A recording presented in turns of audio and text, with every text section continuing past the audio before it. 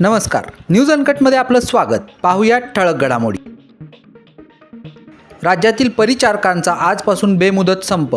निवृत्ती वेतनाचा लाभ आणि निवृत्ती वय वाढवण्याची मागणी.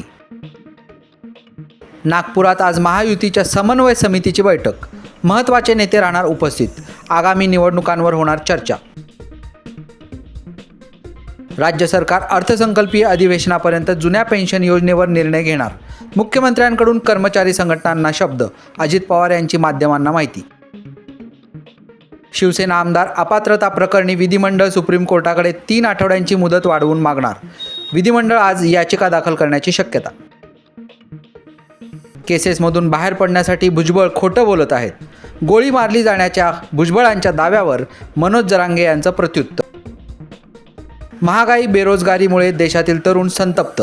संजय राऊत यांचं वक्तव्य. संसदेतील घुसखोरी प्रकरणी सर्वात मोठी कारवाई. 8 कर्मचारी केले निलंबित.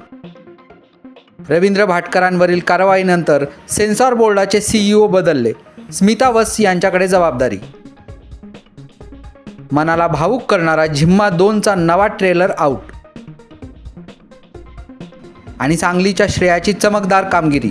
राष्ट्रीय बुद्धिबळ स्पर्धेत पटकावलं विजेतेपद. धन्यवाद.